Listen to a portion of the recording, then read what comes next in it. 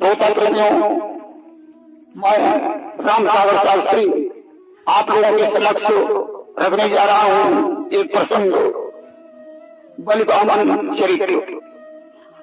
मेरे शुक्राचार्य ने राजा बलि से कहा, मैं अपनी तपस्या के बल पर तुम्हें इंद्रासन दिला दूंगा। प्रयाग क्षेत्र में उन्होंने विश्वजीत यज्ञ करवाकर यज्ञ कुंड से घोड़ों सहित एक रथ, एक शंख, एक खड्ग, एक कवच प्रकट कर राजा बलि से कहा, अब तुम स्वर्ग पर चढ़ाई। दैत्य ने स्वर्ग पर धावा बोल दिया। इंद्र पराजित हो गए। स्वर्ग से वापस लौटकर बलि ने शुक्राचार्य से कहा, गुरुदेव, जब देवताओं के अच्छे दिन आएंगे तो वे फिर राज्य छीन लेंगे। मुझे टिकाऊ राज्य चाहिए। शुक्राचार्य ने कहा, तुम नर्मदा नदी के तट पर 100 अश्वमेध यज्ञ करो। 100 यज्ञ पूर्ण हो जाने पर तुम्हें इंद्रासन की प्राप्ति हो जाएगी। धीरे धीरे बलि ने 99 यज्ञ पूर्ण कर लिए। 100वें यज्ञ की तैयारी थी। इंद्र इस समाचार को सुनकर चिंता में डूब गए। आज तो भगवान विष्णु की प्रार्थना करने लगा। भगवान विष्णु प्रकट हो गए। इंद्र ने कहा, प्रभु, बलि 100वां यज्ञ करने जा रहा है। यज्ञ पूर्ण होने पर मेरा देवलोक चला जाएगा और फिर देवताओं के पास क्या रह जाएगा। सुरलोक हाथ से निकल गया तो देवों को रखा क्या है। हे महादानी, बोलो बोलो, इस लीला में इच्छा क्या है। भगवान ने कहा, इंद्र, मैं मनुष्यों को उसके कर्मों के हिसाब से फल देता हूं। अगर बलि 100वां यज्ञ पूर्ण कर लेता है तो मुझे सुरलोक को देना ही पड़ेगा। जहां तक संभव होगा मुझे दोनों प्रण निभाने होंगे। सुरलोक बचाने के बदले में बलि को कोई न कोई लोक को देना ही पड़ेगा। कि मुझसे जितना संभव होगा मैं दोनों ही प्रण पालूंगा। सुरलोक बचाने के बदले दूसरा लोक दे डालूंगा। इतना कहकर भगवान अंतर्ध्यान हो गए। विश्वकोर सिद्ध मुनि कश्यप की द्वितीय और अदिति 2 रानी थी। दोनों सुयोग, दोनों सुंदर, दोनों स्वरूप सुकुमारी थी। दिति से दैत्यों का जन्म हुआ, देवता आदित्य से प्रगटाए। मक्खियां असुर मारते रहे, सुरपुरवासी सुर कहलाए। देखिए, कश्यप ऋषि 2 पत्नियां हैं, दिति और अदिति। दिति से दैत्यों का जन्म हुआ और अदिति से देवताओं का जन्म हुआ। देवता तो स्वर्ग के अधिकारी बन गए और दैत्यों को कुछ नहीं मिला। आज शुक्राचार्य ने राजा बलि के 99 यज्ञ पूर्ण करवा दिए। 100वें यज्ञ की तैयारी है। अदिति देवलोक से जाने के डर से चिंतित रहने लगी। एक दिन की बात है, वह सोच में डूबी हुई थी। कश्यप ऋषि ने उसकी उदासी का कारण पूछा कि क्यों चेहरा गमगीन है, क्या है रंज मलाल। अपने प्रीतम से कहो प्यारी दिल का हाल। अदिति ने कहा, स्वामी, मुझे अपने पुत्रों का राज्य छिन जाने का भय है, इसलिए कोई उपाय बताओ जिससे मेरे पुत्रों का राज्य बरकरार बना रहे। कश्यप कहने लगे, क्या बताने, मैं तो दो विवाह करके पछता रहा हूं। जब देवता राज करते हैं तो दिति होती है, जब दैत्य राज करते हैं तो तुम उदास हो जाती हो। सत्य कहा गया है सौतिया का बहुत बुरा होता है। उस खेत में पैदा हो जिसमें कि काट हो जाता है, जिस घर में शौच रहे वह घर सब नाश हो जाता है। कश्यप ने कहा यह सब कुछ परमेश्वर की कृपा से हो रहा है, अतः उन्हीं की शरण में जाने से तुम्हारे मनोरथ पूर्ण हो सकते हैं। मैं तुम्हें एक प्रयोग बता रहा हूं। फाल्गुन श्यामले पक्षे द्वादशाहं पयोवृताः और भक्त्या परमोयान्विताः। फाल्गुन शुक्ल पक्ष प्रतिपदा से 12 दिन तक दूध पीकर व्रत रहे और परम भक्ति से भगवान कमलमय की पूजा करें और इस मंत्र से भगवान को नमस्कार करें। कश्यप को इसने मंत्र बताया कि नमस्तुभ्यं भगवते पुरुषाय से सर्वभूत निवासाय वासुदेवाय साक्षिणे।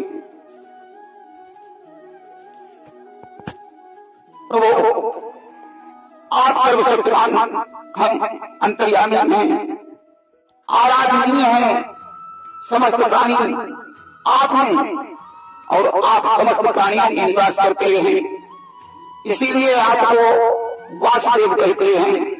आप समस्त चराचर जगत और उसके कारण के भी साक्षी हैं। भगवान मेरा आपको नमस्कार है। और कश्यप ने बताया कि अमावस्या के दिन सूकर की खोदी हुई मिट्टी शरीर में लगाकर स्नान करें और उसी मिट्टी की मूर्ति बनाकर वासुदेव का पूजन करें। 108 बार खीर की आहुति देकर उसी खीर का भोग लगाएं। ब्रह्मचर्य का पालन करें और भोग पर शयन करें। द्वादशी को उद्यापन करें, ब्राह्मण को दक्षिणा देकर विदा करें और रात में जागरण करें। ऐसा करने से तुम्हारी कामना पूर्ण हो जाएगी। आज अदिति ने कश्यप इसके बताए हुए नियमों के अनुसार व्रत किया। व्रत पूर्ण होने पर चतुर्भुजी भगवान साक्षात प्रकट हो गए। अदिति भगवान को देखकर विनय करने लगी। इस शंख चक्रम चक्रीत कुंडलम सपीत वस्त्रम शरीरुहेक्षम सहारवज्रा फलकोवस्यम नमामि विष्णुं शिरसा चतुर्भुजम्। आलिंगन सुनकर भगवान ने अदिति से कहा, देवजिनी तुम हमसे कोई वरदान मांगो। अदिति ने कहा, प्रभु आप हमारे गर्भ से जन्म लेकर बल के सत्य को नष्ट करें। भगवान ने कहा, अदिति मैं तुम्हारे पुत्रों की रक्षा के लिए कश्यप के वीर ने प्रवेश कर अंशावतार लूंगा। ऐसा कहकर भगवान अंतर्ध्यान हो गए। उसी रात कश्यप और अदिति का संसर्ग हुआ। भगवान गर्भ में आ गए। यह गर्भवास में आते ही माता को सपने आने लगे। मनोहर सूरत सुख देवी प्रभु सपनों में दिखलाने लगे। 10वें महीने में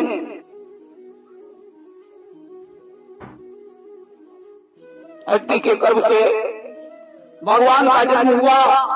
व्यास लिखते हैं, ईश्वरायाम श्रवणपादस्याम मुहूर्ते अभिजिति प्रभु सर्वे नक्षत्र ताराभ्यास चतुष्टम जन्म दक्षिणम। जिस समय भगवान का जन्म लिया उस समय चंद्रमा श्रवण नक्षत्र पर था। 12 शुक्ल द्वादशी श्रवण नक्षत्र अभिजित मुहूर्त में दोपहर के समय भगवान का जन्म हुआ, जिसे विजया द्वादशी के नाम से जाना जाता है। बबूब के नहीं वो सबामा वधु। कश्यप अदिति के देखते देखते वे बामन ब्रह्मचारी बन गए। महर्षियों ने कश्यप को आगे करके उनसे जात कर्म आदि संस्कार करवाए।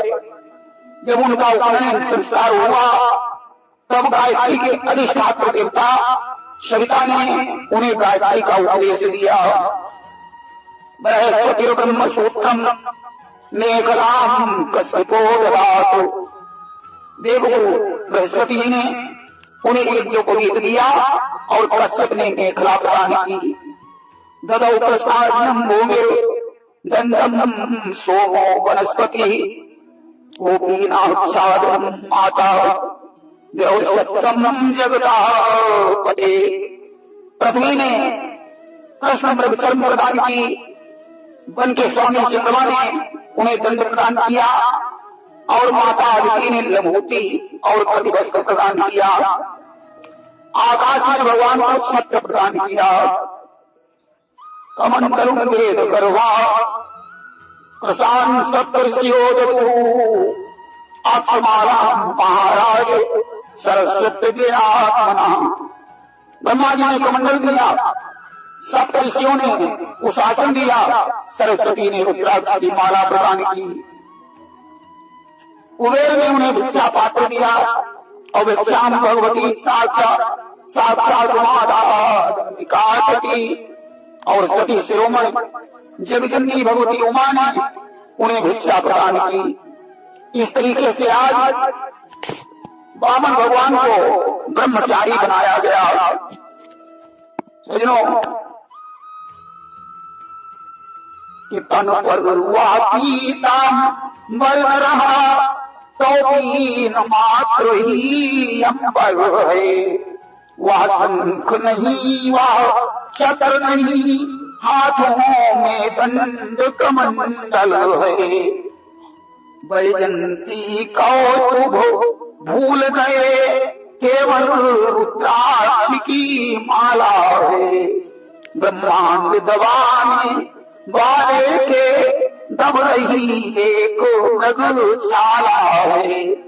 ज्यों ही भगवान ब्रह्मचारी बनकर खड़े हुए त्यों ही देवताओं ने उन्हें बताया कि नर्मदा नदी के उत्तरी तट पर कक्ष नामक स्थान पर राजा बल अश्वमेध यज्ञ कर रहा है। इसलिए वहां जाकर बल के सत्य की परीक्षा लीजिए। आज भगवान ने वहां के लिए प्रस्थान कर दिया। जैसे ही भगवान यज्ञशाला में पहुंचे, उनके दिव्य तेज को देखकर सभी विद्वान उठकर खड़े हो गए। राजा बल ने उन्हें रत्न जटित सिंहासन पर बैठाया और 16 प्रकार से पूजा की और हाथ जोड़कर कहने लगा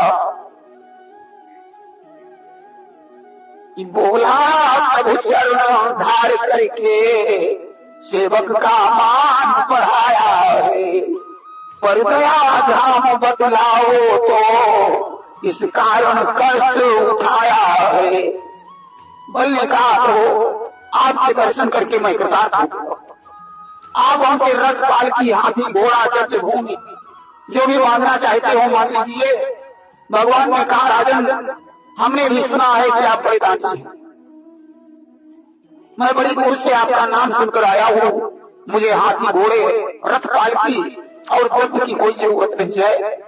बस थोड़ी सी भूमि मांगना चाहता हूँ, इसलिए तुम्हें प्रतिज्ञा करनी पड़ेगी। राजा बल ने कहा तो वो कैसी बातें करते हो? अरे आप बताएंगे कितनी भूमि आपको चाहिए, मैं प्रतिज्ञा करता हूं आपको खाली हाथ नहीं लौटाऊंगा। भगवान ने कहा राजन, मैं बड़ा संतोषी ब्राह्मण हूं, ज्यादा भूमि की जरूरत नहीं है, मुझे बस 3 कदम पृथ्वी चाहिए। राजा बल हंसकर कहने लगा तो 3 कदम पृथ्वी के लिए इतनी बड़ी प्रतिज्ञा? भगवान ने कहा मेरे लिए इतनी ही भूमि काफी है, बस 3 कदम पृथ्वी का ही तुम संकल्प कर दो। राजा बल नहीं समझ पाया कि यह भगवान है, परंतु शुक्राचार्य ने अपनी ज्ञान दृष्टि से उन्हें पहचान लिया और उन्होंने बल का हाथ पकड़कर समझाया कि राजन छल है, धोखा भ्रम है, मैं खुले तौर बतलाता हूँ, इसकी बातों में मत आओ, मैं अभी तुम्हें जतलाता हूँ। राजन, मूर्ख मत बनो, यह छलिया विष्णु है, तुम्हें छलने के लिए आया है, इसलिए दान देने से इनकार कर दो। नर्म विवाहे जो वृत्यर्थे प्राण संकटे, गो ब्राह्मणार्थे हिंसायाम नानृतम शाचितम। स्त्रियों को प्रसन्न करने के लिए हास परिहास में, विवाह में, कन्या आदि की प्रशंसा करने में, अपनी जीविका की रक्षा के लिए, प्राण संकट उपस्थित होने पर गौ ब्राह्मण के हित के लिए तथा किसी को मृत्यु से बचाने के लिए असत्य भाषण भी उतना निंदनीय नहीं होता है। इसलिए तुम्हें झूठ बोलने में कोई बुराई नहीं है।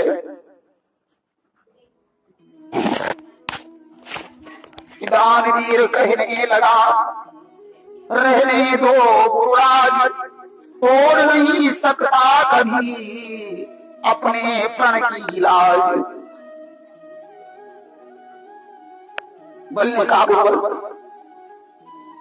मैं अपनी प्रतिज्ञा नहीं तोड़ सकता कि चाहे यह देश बिहारी हो या देश भिखारी आए हो, जाल से छुड़ाने आए हो या जाल बना कर लाए हो, या कोई है कैसे भी हैं, भिक्षुक हैं या भगवान है, छलिया है या निश्चल है या पर अपने तो मेहमान हुए। इसलिए पूजने लायक हैं, अब रहे देहो या सदन नहीं, पृथ्वी आकाश पलट जाए पर पलट सकेगा वचन नहीं। चाहे या विश्व बिहारी हो या विश्व भिखारी हो, भले ही मुझे छलने के लिए आए हो, परंतु मेहमान होने के कारण मैं इन्हें विमुख नहीं जाने दे सकता हूँ। व्यास लिखते हैं कि नाम मेरे निर्जाना धन्याद सुखाद नैष्ठान बना मृत्योर यथा प्रलम बात, यथा प्रलम बना। तो राजा बलि ने कहा, मैं नर्क से, दरिद्रता से, दुख के समुद्र से, अपने राज्य के नाश से और मृत्यु से भी उतना नहीं डरता हूँ जितना ब्राह्मण से प्रतिज्ञा करके उसे धोखा देने से डरता हूँ। शुक्राचार्य ने कहा, अगर तू इनकार नहीं कर सकता है तो राजा को क्या उचित है कि वह अपने देश तथा धन के 5 भाग रखे, एक धर्म के लिए, दूसरा इसके लिए, तीसरा अपने लिए, चौथा परिवार के लिए, 5वां सेवकों के लिए।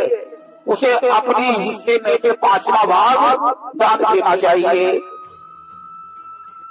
बल ने कहा, मैं ऐसा भी नहीं कर सकता हूं।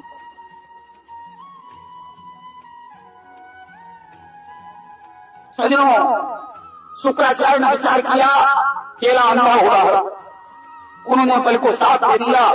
तू अज्ञानी होकर पंडित बनकर मेरी उपेक्षा कर रहा है, या मैं तुझे साथ देता हूँ, राज्य लक्ष्मी तेरा साथ छोड़ जाए। और भगवान से कहा, इसे अच्छी तरीके से चलो।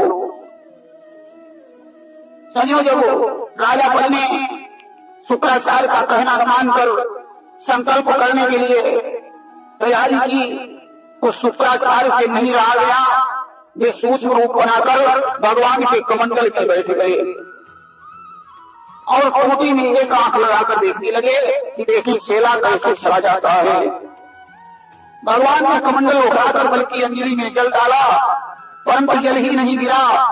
भगवान ने एक पुष्प का तिनका लेकर टोटी में डाल दिया और शुक्राचार्य की आंख में लगा, आंख फूट गई और भाग पड़े गुरु पात्र से हाहाकार पुकार वामन प्रभु करने लगे इधर मंत्र उच्चार। उस समय शुक्राचार्य कमंडल से निकलकर भाग खड़े हुए, इधर वामन भगवान मंत्र का उच्चारण करने लगे। देखिए, दान देते समय बाजी नहीं मारनी चाहिए। जो बाजी मारता है उसकी शुक्राचार्य की तरह हालत होती है। अष्टवाद संकल्प पूरा हो गया। उसी समय भगवान का वह वामन रूप उभर लगा। वह रूप इतना बड़ा कि पृथ्वी, आकाश, स्वर्ग और पाताल सब उसी में समा गए। भगवान ने एक पैर उठाकर भूलोक, भुगलोक, स्वर्गलोक, महालोक, जनलोक, तपलोक और सत्यलोक, ऊपर के सातों लोक नाप लिए।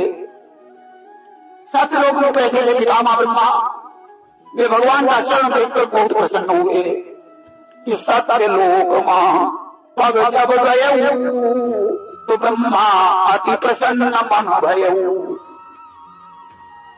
उन्होंने भगवान के चरण का नाखून धोकर कमंडल में डाल दिया और उसका नाम गंगा रख दिया कि नाक धोई जाए कमंडल लीना अगंगा नाम ताश धरीना इतने भई जग पावन गंगा।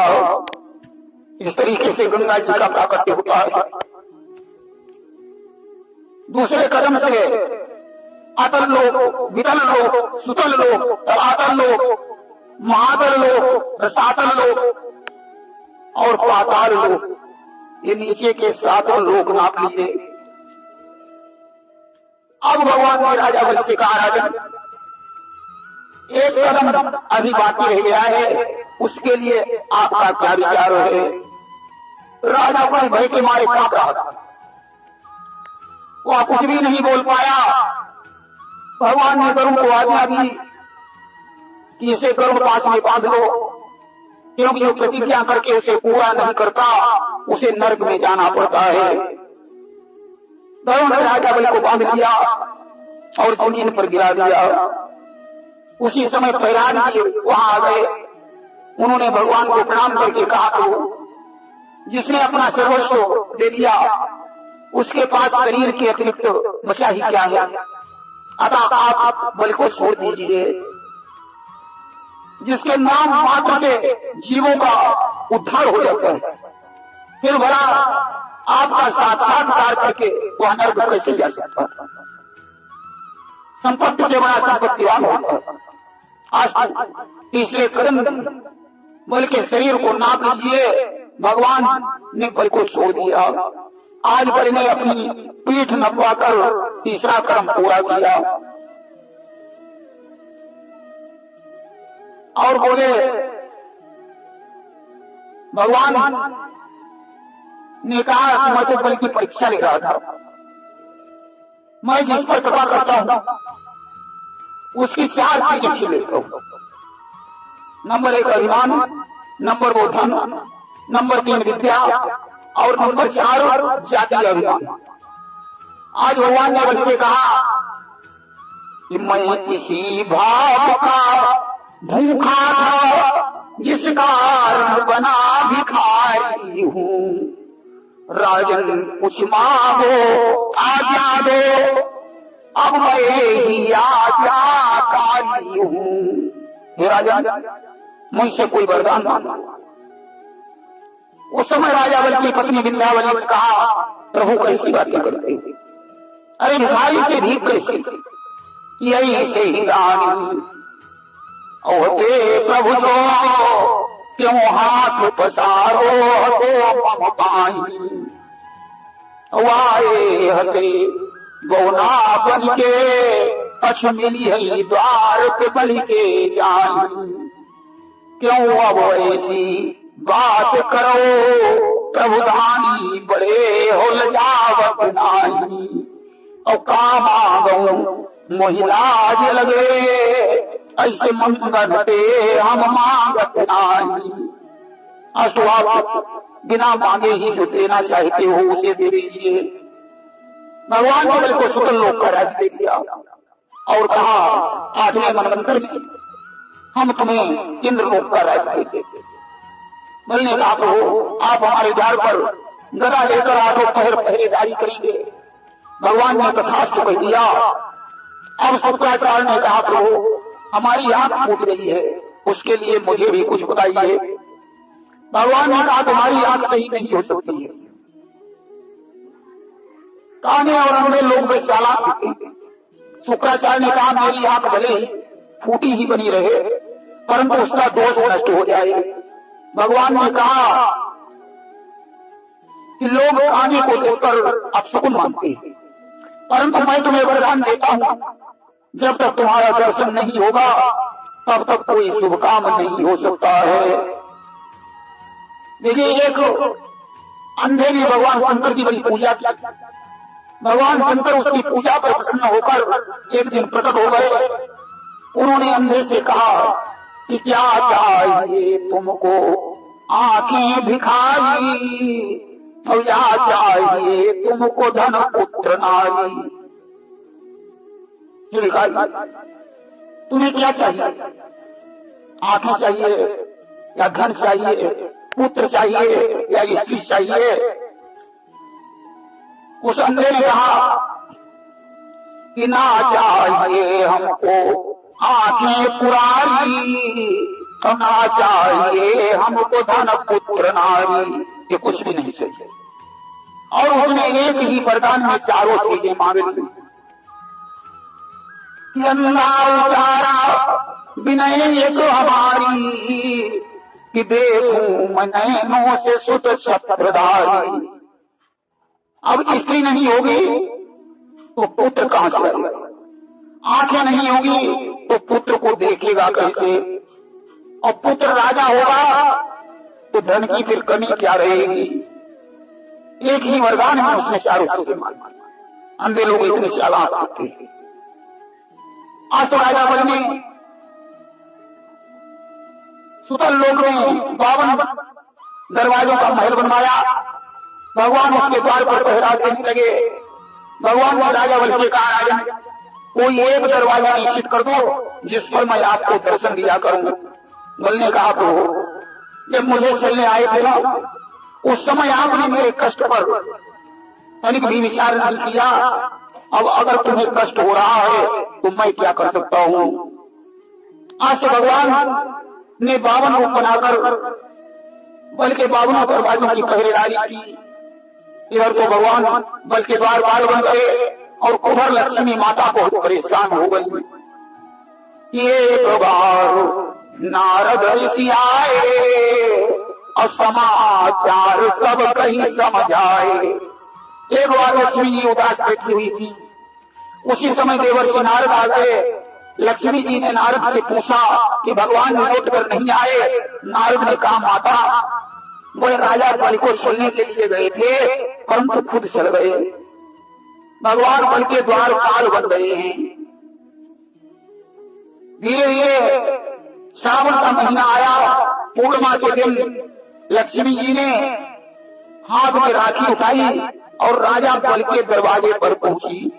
आवाज लगाई भैया मेरे राखी के बंधन को निभाना, भैया मेरे राखी के बंधन को निभाना।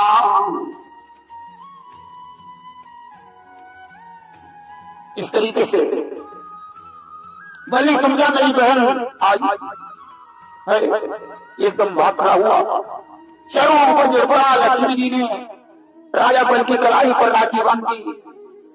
वहीं से यह मंत्र शुरू हुआ कि न बद्धो बलि राजा दानवेंद्रो महाबला तेन त्वा प्रतिबध्नामि रक्षे माचल माचल।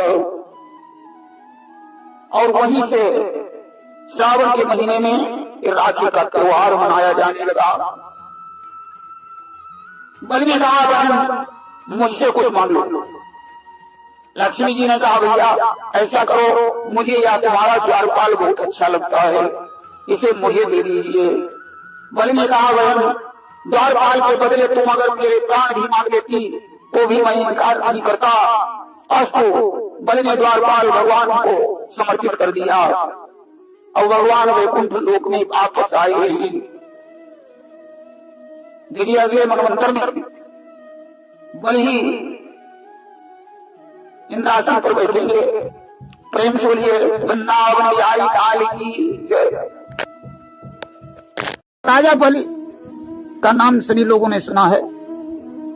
राजा बलि पहले एक जुआरी था। एक बार जब जुए में जीता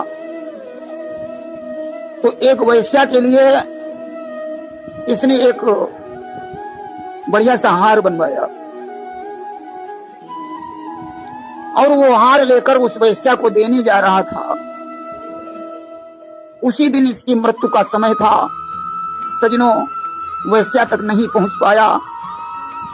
हुआ क्या, रास्ते में ही इसके पैर डगमगाने लगे। सजनों, रास्ते में एक शिवलिंग था।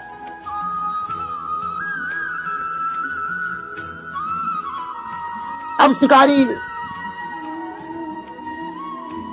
उस हार को लेकर चला। इसे ऐसा लग रहा था कि अब मैं बचूंगा नहीं। कह रहा है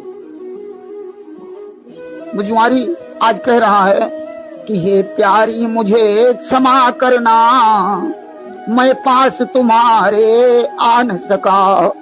लाया था हार पिनाने को, पर हार तुम्हें पहना न सका। मैं हार तो तुम्हारे लिए लाया लेकिन पहना नहीं सका। सज्जनों, गिर पड़ा है और भगवान शिवलिंग वहां था तो शिवलिंग के ऊपर वो हार चढ़ गया कि शिव के हृदय हार चढ़ गए, प्राण त्याग सो सुरपुर गए। वो हार भगवान शंकर के ऊपर चढ़ गया। भगवान शंकर सज्जनों इस पर प्रसन्न हो गए। आज ये मरकर स्वर्ग में पहुंचा तो इसका लेखा जोखा देखा गया। धर्मराज ने लेखा जोखा करवाया। चित्रगुप्त ने कहा कि ये एक दिन के लिए इंद्र बन सकता है, बाकी तो इसने कोई शुभ काम नहीं किया। सिर्फ इसका एक ही पुण्य है कि इसने भगवान शंकर को हार अर्पित किया। वो हार की पुण्य इसकी इतनी है कि ये एक दिन इंद्रासन पर बैठ सकता है। आज सज्जनों, इससे पूछा गया तुम पहले अपनी पुण्य भोगना चाहते हो कि पाप? इसने कहा पहले पुण्य भोगना चाहूंगा।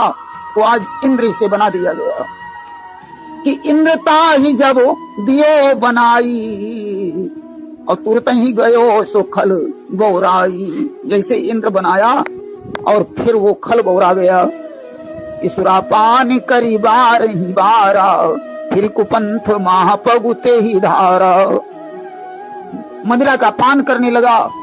सजनों, नृत्य करवाने लगा। उसी समय सजनों नारद जी वहां आ जाते हैं। नारद हंसे। नारद ने कहा, अरे मूर्ख, इतने पापी हो कि तुम्हें अभी पाप भोगना कितना कठिन पड़ेगा। स्वर्ग में आकर भी पाप कर रहे हो। अरे कुछ पुण्य करो। पुण्य का नाम लिया तो उसने 2 घड़ी के अंदर एरावत, हाथी, नंदवन, इंद्रलोक सबको दान कर दिया और निष्पाप होकर वो सज्जनों दूसरे जन्म में राजा बलि बना। देखिए भगवान शंकर कितने दयालु हैं। प्रेम से बोलिए वृंदावन बिहारी लाल की जय। श्रोता प्रेमियों, मैं राम सागर शास्त्री आप लोगों के समक्ष रखने जा रहा हूं एक प्रसंग, रक्षाबंधन। देखिए भगवान किसी के भाई, किसी के पिता, किसी के माता, किसी के पुत्र बने, मगर आज की कथा में भगवान एक भक्त के बहनोई बनते हैं। देखिए कि सावन की छाए घटा जब सुहानी, राखी के बंधन की सुन लो कहानी। राखी के बंधन की सुन लो कहानी। कि ब्राह्मणी विधवा एक जनकपुर में रहती थी, अपने बच्चे का सदा वो ख्याल रखती थी। माँ ने उसका प्रयागदास नाम रखा था, अभी बच्चा था मगर दिल का बड़ा सच्चा था। एक दिन सावन में राखी का जब त्योहार पड़ा, कलाई सूनी देख उसको दुख हुआ है बड़ा। कलाई सूनी देख उसको दुख हुआ है बड़ा। और माँ से बोला कि मैया बंधवा दे राखी को, यह घड़ी पर्व की आई है। अथवा यह मुझको बतला दे, क्या बहन न कोई जाई है। कि सुन के माँ की आंखों में भर आया पानी, राखी के बंधन की सुन लो कहानी। राखी के बंधन की सुन लो कहानी। एक बार जनकपुर में एक विधवा ब्राह्मणी रहती थी, जिसका एक छोटा सा पुत्र था, जिसका नाम माँ ने प्रयागदास रखा था। एक दिन श्रावण में राखी का त्योहार पड़ा। सभी बच्चे अपनी अपनी कलाई में राखी बांधे हुए थे। प्रयागदास को अपनी सूनी कलाई देखकर बड़ा दुख हुआ। आज अपनी माँ के पास जाकर उसने कहा, हे माँ, मेरी कलाई में राखी बंधवा दो, या तो ये बता दो कि मेरी कोई बहन नहीं है। यह सुनकर माँ की आंखों में आंसू भर आए। आज माँ ने धैर्य रखकर कहा कि धीर धर। माँ ने कहा, बहन तेरी सीता है, राम को ब्याही गई थोड़ा समय बीता है। अयोध्या जाइए ससुराल में मिलेगी बहन, राखी बंधुआ के शीघ्र लौट आना मेरे ललन। माँ को करके नमन बेटे ने पग बढ़ाया है, शाम जब हो गई तो अवध धाम आया है। कि मंदिर के पास प्रयागदास थक कर आराम लगा करने, इस ओर विष्णु लक्ष्मी समेत तत्काल विचार लगे करने। कि राम और सीता बने दोनों प्राणी, राखी के बंधन की सुन लो कहानी। राखी के बंधन की सुन लो कहानी। माँ ने धैर्य धारण कर पुत्र से बहाना बनाया कि बेटा, तुम्हारी एक बहन है जिसका नाम सीता है। अयोध्या में राम के साथ उसका विवाह हुआ है, बहन ससुराल में है। तुम अयोध्या जाओ और बहन से राखी बंधवा के लौट आओ। माँ की बात सुनकर प्रयागदास अयोध्या को चल देता है। चलते चलते शाम को अयोध्या पहुंचा। प्रयागदास बहुत थक गया था, अतः एक मंदिर के पास अपना गमछा बिछाकर आराम करने लगा। और इधर भगवान विष्णु लक्ष्मी जी से कहने लगे, प्रिय, मेरा भक्त आया है, अतः तुम सीता बन जाओ, मैं राम बन जाता हूँ। क्योंकि भक्त जिस रूप में मुझे मानता है, मुझे वही रूप बनाना पड़ता है। आज राम और सीता भगवान विष्णु और लक्ष्मी जी बन गए। तो बैठकर हाथी पे श्री रामचंद्र आए हैं, राखी बंधवाने हेतु सीता जी को लाए हैं।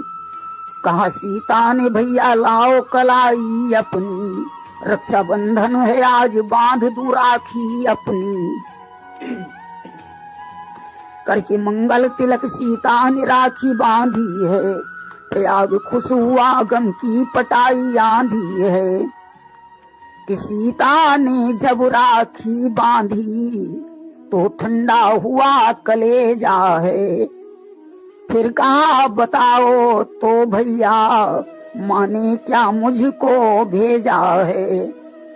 तो देखे सत्तू बोले, ये माँ की निशानी, राखी के बंधन की सुन लो कहानी। राखी के बंधन की सुन लो कहानी। आज तो हुआ क्या, आज हाथी पर बैठकर राम और सीता आते हैं। सीता ने प्रयागदास से कहा, भैया अपनी कलाई लाओ, आज रक्षाबंधन है, लाओ राखी बांध दूं। मंगल तिलक कर कलाई में राखी बांधी। प्रयागदास बड़ा प्रसन्न हुआ। इसके बाद सीता ने कहा, भैया यह बताओ माँ ने मेरे लिए क्या भेजा है। प्रयागदास ने सत्तू निकाले और सीता जी को दे दिए। और कहा यही माँ ने भेजा है कि कहा सीता ने भैया लौट अपने घर जाओ, मिलना हो तुमको कभी इसी जगह फिर आओ, मैं तो बेघर हूँ कहाँ तुमको मैं ले जाऊंगी, बुलाओगे कभी तो दौड़ी चली आऊंगी।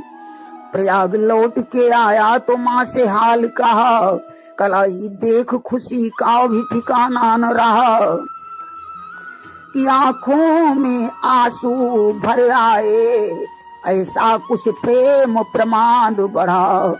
इस प्रेम भक्ति के साथ साथ माँ का शरीर भी छूट गया, कि धरा छोड़ सुरपुर को माता पयानी, राखी के बंधन की सुन लो कहानी, राखी के बंधन की सुन लो कहानी।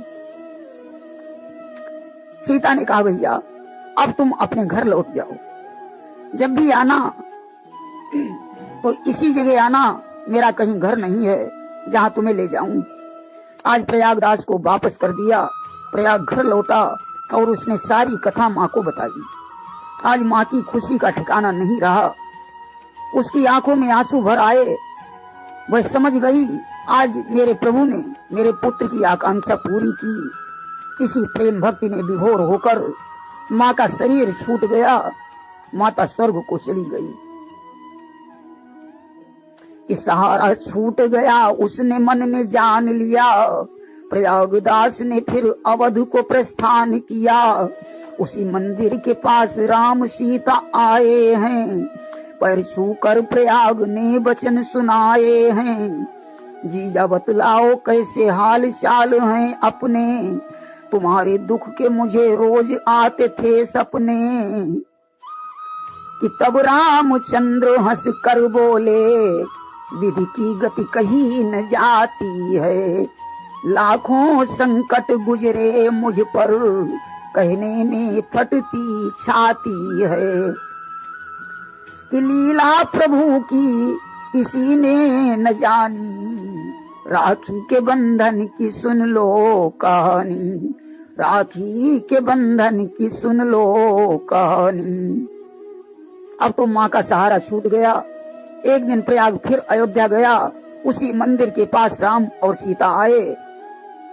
प्रयागदास ने राम के पैर छूकर पूछा, जीजा जी मेरी माँ तो स्वर्ग को चली गई, आपका क्या हाल चाल है? मुझे तो रोज ऐसे सपने दिखते थे कि शायद आप भी किसी दुख में हैं।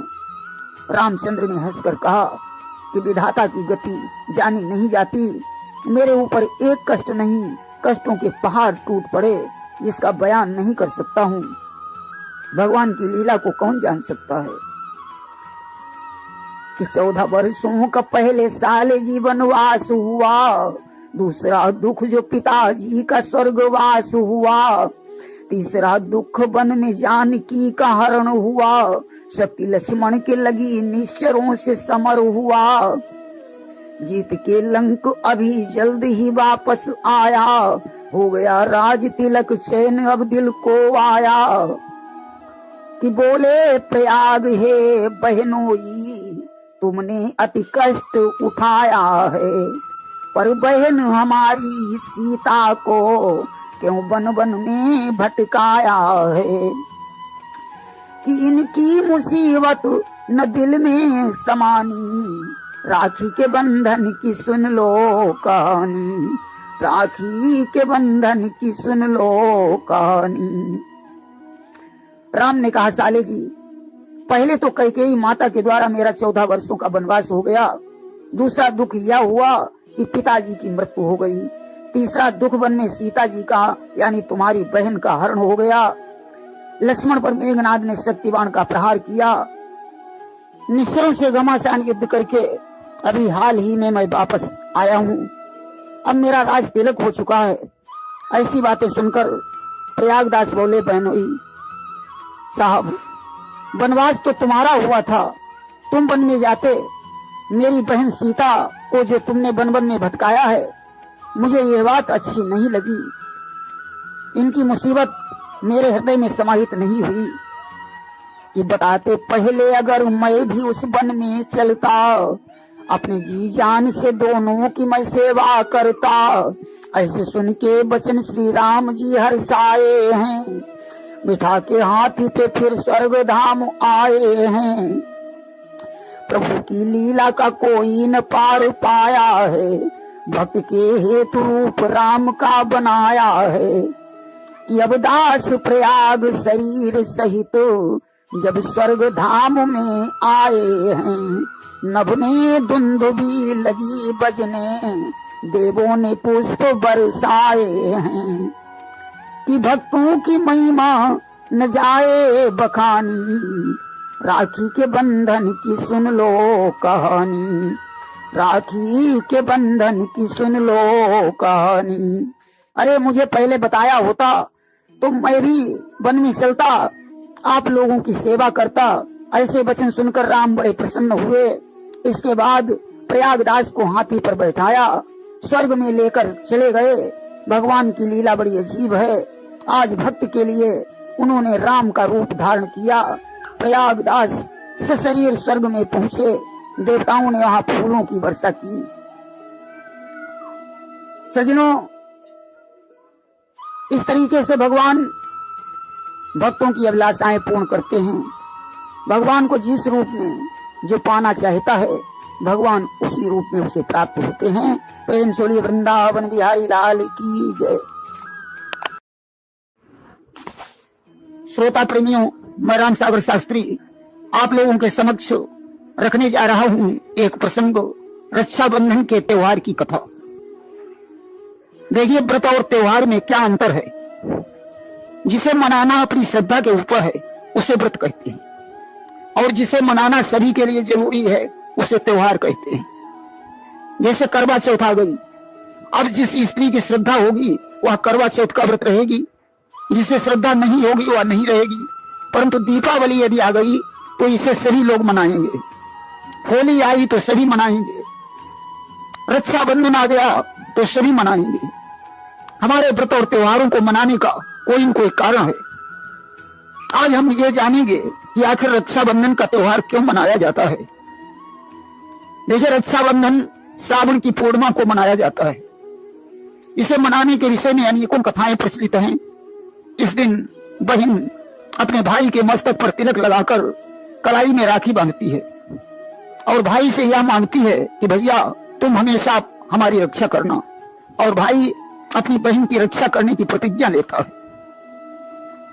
आप सभी लोगों ने शिशुपाल का नाम सुना होगा। शिशुपाल चंदेरी के राजा दमघोष और कृष्ण की बुआ महादेवी का पुत्र था। जब इसका जन्म हुआ तो इसकी 4 भुजाएं और 3 नेत्र थे। ज्योतिषियों ने उस विलक्षण बालक को देखकर महादेवी को बताया था कि जिसके सामने इसकी 2 भुजाएं और तीसरा नेत्र गायब हो जाए, समझ लेना वही इसका काल होगा। एक बार भगवान कृष्ण की छाया पड़ने से इसकी 2 भुजाएं टूट गईं और तीसरा नेत्र गायब हो गया। महादेवी ने कृष्ण से अनुरोध किया कि आप मेरे बच्चे के ऊपर दया दृष्टि रखना, इससे कोई अपराध हो जाए तो उसे क्षमा करना। भगवान कृष्ण ने कहा, बुआ जी, मैं तुम्हारे बेटे के 100 अपराध तो क्षमा कर दूंगा, परंतु इससे आगे करने की क्षमता नहीं है। धीरे धीरे शिशुपाल चंदेरी का उत्तराधिकारी बना। एक बार धर्मराज की राजसभा में जब भगवान कृष्ण की जय जयकार हो रही थी तो शिशुपाल उन्हें गाली देकर खरी खोटी कह रहा था। भगवान ने इसे बहुत कुछ समझाया। शिशुपाल, अब शांत हो जाओ, अन्यथा तुम्हारी मृत्यु सन्निकट है। कि शिशुपाल ने कर अंधेर बहुत, सब सृष्टि नहीं अंधेरी है, फंस रही भंवर में नाव तेरी, एक आध घड़ी की देरी है। परंतु शिशुपाल नहीं माना। भगवान उसकी गलतियों को गिनते रहे। ज्यों 101 गलतियां हुई, भगवान ने अपने चक्र सुदर्शन से कहा, जाओ सुदर्शन, शिशुपाल का शीश काट डालो। चक्र शिशुपाल का सिर काट लेता है। अब तो हाहाकार मच गया। सिर काटकर जब चक्र वापस लौटा तो उसकी धार से भगवान कृष्ण की उंगली कट गई। खून की धार बहने लगी। रुक्मिणी याद 16,108 रानियां बैठी हुई थी। किसी ने उनकी उंगली में पट्टी बांधने का साहस नहीं किया। द्रौपदी से नहीं रहा गया, उसने अपनी रेशमी साड़ी फाड़कर कृष्ण की उंगली में पट्टी बांध दी। भगवान कृष्ण द्रौपदी पर बड़े प्रसन्न हुए। उन्होंने कहा, रहेगा याद यह दिन जो न जीवन में भुलाऊंगा। देखना एक दिन कृष्णा तुम्हारे काम आऊंगा। बहन इस रेशमी साड़ी के केवल 4 धागों पर हजारों साड़ियां देकर तुम्हें दुख से छुड़ाऊंगा। बहन तुम्हारे ये साड़ी के 4 धागे मुझे जीवन भर याद रहेंगे। मैं 4 धागों के बदले तुम्हें हजारों साड़ियां दूंगा। प्रतिज्ञा करता हूं आपत्ति आने पर जब तुम्हारा कोई नहीं होगा तो तुम्हारा ये भैया कृष्ण तुम्हारी रक्षा करेगा। सजनों, वहीं से यह त्योहार रक्षाबंधन के रूप में मनाया जाने लगा। और कृष्ण ने जब 10,000 महारथियों के बीच में द्रौपदी का चीर खींचा जा रहा था तो हजारों साड़ी देकर उसकी लज्जा बचाई थी। दुशासन चीर खींचते खींचते थक गया। उसमें 10,000 हाथियों का बल था। 10 गज की साड़ी नहीं घटी। 10,000 हाथियों का बल रखने वाला दुशासन थक गया। वहीं रक्षाबंधन के उपलक्ष्य में एक कथा और आती है कि जिस समय भगवान विष्णु 52 का रूप धारण करके राजा बलि की परीक्षा लेने गए और प्रसन्न होकर उसे सुतल लोक का राज्य दे दिया तो राजा बलि ने कहा, प्रभु मैं 52 द्वारों का महल बनवाऊंगा और आपको 52 दरवाजों की पहरेदारी करनी पड़ेगी। भगवान ने तथास्तु कह दिया। बलि ने कहा, प्रभु मैं जिस दरवाजे से निकलूंगा उसी दरवाजे पर आप मुझे दर्शन देंगे। भगवान ने स्वीकार कर लिया और तो भगवान ने 52 रूप बनाए और हर दरवाजे पर दर्शन देने लगे। इधर लक्ष्मी जी परेशान हो गई। उन्होंने नारद से पूछा, प्रभु कहाँ हैं? नारद ने कहा, वे राजा बल के द्वारपाल बन गए। आज सावन शुक्ल पक्ष की पूर्णिमा है। एक रेशमी धागा ले जाकर तुम राजा बल के हाथों में बांध देना और उससे कहना, भैया मैं तुमसे कुछ कामना लेकर आई हूं। जब बलि तुमसे कहे, बहन तुम्हें क्या चाहिए, तो तुम भगवान को मांग लेना। आज नारद की सलाह समझ में आ गई। लक्ष्मी जी रेशमी धागा लेकर राजा बल के पास पहुंची, कलाई पर धागा बांधा और कहा, भैया ये अपना द्वारपाल मुझे दे दो। बलि ने भगवान को प्रदान कर दिया। वहीं से एक मंत्र की उत्पत्ति हो गई। एन बद्धो बलि राजा दानवेंद्रो महाबला तेनत्वा प्रतिबधना निरक्षे माचल माचल। जब से लक्ष्मी जी ने बल की कलाई पर राखी बांधी तभी से यह रक्षाबंधन का त्योहार मनाया जाने लगा। सज्जनों, एक कथा और भी आती है कि एक बार देवराज इंद्र का इंद्रासन दैत्य ने छीन लिया। इंद्र ने देवगुरु बृहस्पति से उपाय पूछा। बृहस्पति जी ने रक्षा विधान किया।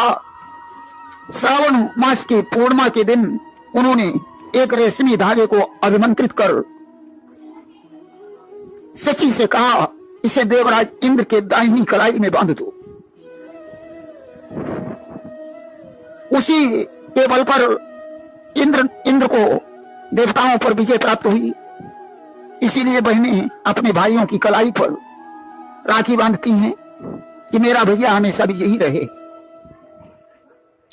बृहस्पति जी ने सूत्र को आमंत्रित किया था, इसीलिए कुछ लोग ब्राह्मणों से राखी बनवाते हैं। वहीं भक्तमाल में एक कथा और आती है कि जनकपुर में एक विधवा ब्राह्मणी रहती थी। उसके बच्चे का नाम प्रयागदास था। प्रयाग जब बड़ा हुआ तो उसने अपनी माता से पूछा, माँ क्या मेरी कोई बहन नहीं है? अगर मेरी बहन नहीं है तो मैं भी जिंदा नहीं रहूंगा। माँ ने कहा, बेटा तुम्हारी एक बहन है, उसका नाम सीता है। अयोध्या में राम के साथ उसका विवाह हो गया, बहन ससुराल में है। प्रयाग ने कहा, माँ मैं अपनी बहन के घर जा रहा हूं। माँ ने बहुत कुछ समझाया, प्रयाग नहीं माने। माँ ने थोड़े सत्तू बांधकर प्रयाग को विदा कर दिया। भगवान से प्रार्थना की, हे प्रभु मेरे पुत्र की रक्षा करना। प्रयाग आज चलते चलते शाम को अयोध्या में पहुंचे। मंदिर के पास एक नीम का पेड़ था, उसके नीचे बैठ गए। भगवान से प्रार्थना करने लगे, हे प्रभु मेरी बहन से मुझे मिला दो। आज भगवान विष्णु का सिंहासन हिल उठा। उन्होंने देवी लक्ष्मी से कहा, प्रिय तुम सीता बन जाओ, मैं राम बन जाता हूं। हाथी पर बैठकर अतिशीघ्र भक्त के पास चलो। आज हाथी पर सवार होकर दोनों प्रयागदास के पास पहुंचे। लक्ष्मी जी बोली, भैया मैं आ गई हूं। प्रयाग बोले, क्या आप मेरी बहन सीता हैं? लक्ष्मी जी बोली, हाँ भैया मैं ही सीता हूं और ये तुम्हारे बहनों ही हैं। प्रयाग ने दास ने दोनों के चरणों को छूकर माथे में लगाया। सीता ने कहा, भैया आज श्रावण शुक्ल पक्ष की पूर्णिमा है, लाओ तुम्हारी कलाई में रक्षा सूत्र बांध दे। एक धागा बांध दिया और कहा, भैया तुम अब घर लौट जाओ, क्योंकि मेरा कहीं घर नहीं है, जहां मैं तुम्हें ले चलूं। विवाह के बाद माता कैकेयी ने वनवास दे दिया है, इसलिए हम लोग वनवास भोग रहे हैं। अच्छा भैया एक बात बताओ। प्रयाग ने कहा, बोलो बहन। कहा, मेरी माता ने मेरे लिए क्या भेजा है? प्रयागदास ने कहा, बहन माँ ने थोड़े सत्तू भेजे हैं। आज प्रयागदास ने वो सत्तू लक्ष्मी जी को दे दिए। लक्ष्मी जी ने उसमें से थोड़े सत्तू लेकर भगवान विष्णु को दे दिए और थोड़े से सत्तू चखकर प्रयागदास को वापस कर दिए और कहा, भैया जब तुम्हें भूख लगे तो ये सत्तू खा लेना। आशीर्वाद देकर भगवान लक्ष्मी सहित तो अंतर्ध्यान हो गए। प्रयाग घर लौटे। उन्होंने माँ को ये कहानी बताई। अब तो माता सुनकर पागल हो गई। धन्य है प्रभु, आपने बहनोई बनकर मेरे पुत्र को दर्शन दिए। अत्यधिक प्रसन्नता में माता का प्राणांत हो गया। जैसे तैसे अंतिम क्रिया करने के बाद प्रयाग ने विचार किया, चलो अपनी बहन सीता के पास चलें। आज उसी नीम के वृक्ष के नीचे प्रयागदास प्रतीक्षा करने लगे। भगवान विष्णु और लक्ष्मी जी राम और सीता बनकर हाथी पर सवार होकर वहां आ गए। चरणों का स्पर्श करके प्रयागदास बोले, जीजा जी अब तो माता जी भी स्वर्ग चली गई, मैं अनाथ हो गया। ऐसी घटना सुनकर सीता जी ने प्रयाग से कहा, भैया कोई बात नहीं, तुम्हारी बहन सीता अभी जिंदा है, तुम्हें मैं अपने साथ ले चलूंगी। प्रयाग ने विष्णु से कहा, जीजा आप कुछ अपने समाचार सुनाइए। भगवान ने कहा, मेरी करुण कथा बहुत लंबी है। पहला दुख तो यह हुआ कि माता कैकेयी ने मुझे 14 वर्षों का वनवास दे दिया। जब वन में पहुंचा तो पिताजी का मरण हो गया। जंगल में तुम्हारी बहन सीता को लंका का राजा रावण साधु बनकर चुरा ले गया। प्रयाग ने कहा, जीजा जी तुमने मेरी बहन सीता को वन वन में भटकाया है, इसलिए तुम्हारे ऊपर मुझे बहुत गुस्सा आ रहा है। ऐसे शब्द सुनकर लक्ष्मी जी मुस्कुराने लगी। प्रयाग ने कहा, खैर कोई बात नहीं, और आगे बताओ। विष्णु जी ने कहा, तुम्हारी बहन सीता को ढूंढते ढूंढते मेरी भेंट सुग्रीव से हो गई। समुद्र तट पर पुल बनवाया, 5 दिन में पुल तैयार हुआ। लंका में युद्ध छिड़ा। रावण के पुत्र मेघनाद ने मेरे छोटे भाई लक्ष्मण पर शक्ति का प्रहार कर दिया। हनुमान जी ने संजीवन बूटी लाकर लक्ष्मण के प्राणों की रक्षा की। रावण को मारकर मैं वापस लौट आया हूं। मेरा राज तिलक हो चुका है, अब तो सब मंगल ही मंगल है। प्रयागदास ने कहा, जीजा जी इतनी बड़ी मुसीबत में तुमने मुझे कोई सूचना नहीं दी। मैं वन में चलकर आपकी और बहन सीता की सेवा करता, लंका के युद्ध में भाग लेता। अब तो भगवान लक्ष्मी जी की तरफ देखकर मुस्कुराने लगे कि भक्त की भावना को देखो। प्रयागराज बोले, चलो अब तुम। हाँ। सीता ने कहा, अब तुम मेरे ही साथ रहोगे। हाथी पर बैठाया और प्रयागदास को लेकर भगवान विष्णु और लक्ष्मी जी वैकुंठ लोक को चले गए। प्रयागदास सशरीर वैकुंठ को चले गए। सीता जी ने जो प्रयागदास की कलाई पर बहन बनकर धागा बांधा था, उसी के आधार पर बहनें अपने भाई की कलाई में धागा बांधती हैं और यह त्योहार मनाया जाता है। इतिहास में एक कथा और आती है कि चित्तौड़ की रानी कर्मवती ने दिल्ली के मुगल सम्राट हुमायूं के पास राखी भेजकर उसे अपना भाई बनाया था। हुमायूं ने राखी की इज्जत और उसके सम्मान की रक्षा के लिए गुजरात के बादशाह के साथ युद्ध किया। देखिए, हुमायूं के पिता का नाम बाबर था। हुमायूं का जन्म काबुल में हुआ था। एक बार हुमायूं बहुत बीमार हो गया, उसके बचने की आशा नहीं रही। उस समय बाबर ने भगवान से प्रार्थना की कि हे प्रभु, तुम मेरे प्राण ले ले मगर हुमायूं को अच्छा कर दे। हुमायूं अच्छा हो गया और बाबर की मृत्यु हो गई। 23 वर्ष की अवस्था में हुमायूं राजगद्दी पर बैठा। हुमायूं की 8 पत्नियां थीं। चांद बीवी हुमायूं की ही पत्नी का नाम था। कामरान मिर्जा इसके सौतेले भाई थे। हुमायूं की बहन का नाम गुलबदन था। हुमायूं 47 वर्ष की अवस्था में संसार छोड़कर चला गया। तब इसके सिंहासन पर इसका पुत्र अकबर आसीन हुआ। देखिए, कर्मवती चित्तौड़ के राजा संग्राम सिंह की पत्नी थी। खानवा के युद्ध में संग्राम सिंह की मृत्यु बाबर के हाथों हुई थी। रानी कर्मवती विधवा थी। मौका समझकर गुजरात के बादशाह बहादुर शाह ने चित्तौड़ पर आक्रमण कर दिया और नगर को लूटने लगा। उस समय रानी कर्मवती ने हुमायूं के पास एक पत्र के साथ राखी भेजी। उसने पत्र में लिखा था, हे भैया हुमायूं, मैं ये राखी तुम्हारे लिए भेज रही हूं। इसे अपनी कलाई पर बांध लेना और मेरे चित्तौड़ की रक्षा करने की प्रतिज्ञा करना, क्योंकि मुझे तुम्हारी मदद की जरूरत है। अगर आप शीघ्र नहीं आए तो अपनी बहन को जिंदा नहीं पाओगे। हुमायूं उस समय आगरा में था। उसने कर्मवती का पत्र पढ़ा और वहां से तुरंत चल पड़ा। इधर बहादुर शाह को इस बात का पता चल गया। उसने हुमायूं के पास अपना पत्र भेजा और लिखा, तुम्हें इस्लाम की सौगंध है हुमायूं, चित्तौड़ की रक्षा के लिए तुम नहीं आना। अब तो हुमायूं चक्कर में पड़ गया। एक तरफ इस्लाम की सौगंध और दूसरी तरफ चित्तौड़ की इज्जत है। अब मुझे क्या करना चाहिए? उसने विचार किया कि ऐसे मौके पर देर करना ही उचित होगा। हुमायूं वहां से ग्वालियर पहुंचा और ग्वालियर में काफी देर तक ठहरा रहा। बहादुर शाह चित्तौड़ को लूटता रहा। रानी कर्मवती ने अपना जौहर दिखाया परंतु पेश नहीं पा सकी। आखिर में उसने विचार किया कि दुष्ट के हाथ मरना उचित नहीं होगा, अस्तु मुझे खुद ही मर जाना चाहिए।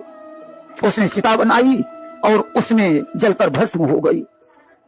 बहादुर शाह ने चित्तौड़ पर कब्जा कर लिया और अपना झंडा गाड़ कर वहां से गुजरात को चला गया।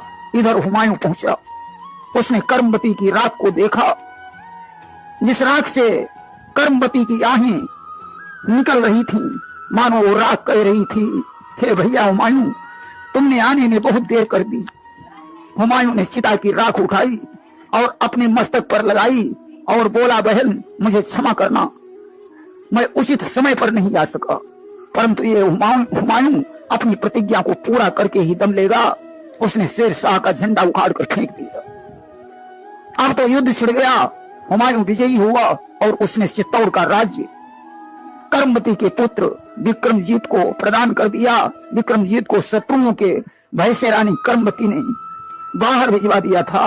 वहां से बुलाकर राज्य दे दिया और हुमायूं चला गया। इसीलिए लिखा है कि वीर हुमायूं बंधु बना था, विश्वास भी साखी है, प्राणों की बाजी रख जिसने पत राखी की राखी है। बस उसी समय से ये राखी का त्योहार मनाया जाने लगा। देखिए, शेर शाह सूरी भी बहुत बलवान और कूटनीतिज्ञ था। ममता रोहितास दुर्ग के मंत्री चूड़ामणि की विधवा और एकलौती पुत्री थी। एक बार शेर शाह विजय करके उस दुर्ग में पहुंचा और बहुत सा धन मंत्री चूड़ामणि को दे दिया और वहां से चला गया। चूड़ामणि ने उसमें से कुछ माल अपनी पुत्री ममता के पास भेजा। ममता ने उसे लेने से इनकार कर दिया। बोली, ये पाप की कमाई मैं नहीं ले सकती हूं। अगले दिन शेर शाह अपने सैनिकों को डोलियों में बैठाकर दुर्ग में ले आया। चूड़ामणि ने डोलियों का पर्दा हटाने के लिए कहा। शेर शाह ने मना कर दिया। इस बात पर शेर शाह से कहा सुनी हुई। वहां डोलियों में सैनिक थे, उन्होंने चूड़ामणि पर हमला कर दिया। चूड़ामणि मारे गए। उसने दुर्ग पर अपना झंडा गाड़ दिया। ममता जैसे तैसे वहां से धर्मपुर बिहार के खंडहर में झोपड़ी बनाकर रहने लगी। एक रात की बात है, शेर शाह से परास्त होकर हुमायूं घोड़े पर सवार होकर युद्ध के मैदान से भागकर ममता की झोपड़ी में पहुंचा और उसने शरण मांगी। ममता ने उसे छिपा लिया और सुबह वहां से हुमायूं चला गया एक बार चौसा का युद्ध जीतकर जब हुमायूं वापस लौटा तो उसे उस झोपड़ी की याद आ गई। हुमायूं ने अपने सेनापति मिर्जा से कहा, जिस स्त्री ने मेरी मदद की थी मैं उसे कुछ नहीं दे सका, मैं उसकी झोपड़ी महल में बदल देता। आज पता लगाते लगाते हुआ उस झोपड़ी में पहुंचा। ममता अब 70 वर्ष की थी, बीमार अवस्था में पड़ी हुई थी, उसे आंखों से कम दिखाई पड़ता था। हुमायूं ने उसे पहचाना और कहा, मैं हुमायूं हूं, मैंने एक रात तुम्हारे यहाँ विश्राम किया था। ममता ने कहा, मुझे इतना ही याद है, एक मुगल आया था, उसने मुझसे शरण मांगी थी और मैंने उसे झोपड़ी में रोक लिया था। वो हुमायूं था या कौन था मैं कुछ नहीं जानती हूँ। हुमायूं ने कहा, नहीं, मैं उसी उपकार का बदला देने के लिए आया हूं। आप चाहो तो मैं आपका महल बनवा दूं। ममता ने कहा, अब तुम चाहो यहाँ महल बनवाओ या कुछ भी करो, मुझे क्या लेना देना है। इतना कहकर ममता ने प्राण छोड़ दिए। हुमायूं ने उसकी स्मृति में वहां अष्टकोण का मंदिर बनवाया और दीवार पर लिखवा दिया, 7 देशों के राजा हुमायूं ने यहाँ एक दिन विश्राम किया था। परंतु दुख की बात यह है कि उस दीवार पर ममता का कोई चित्र नहीं, ममता का कहीं नाम भी नहीं है। आखिर हुमायूं ने उसका खुलासा क्यों नहीं किया, यह प्रश्न एक पहेली बनकर रह गया। प्रेम से बोलिए वृंदावन बिहारी लाल की जय।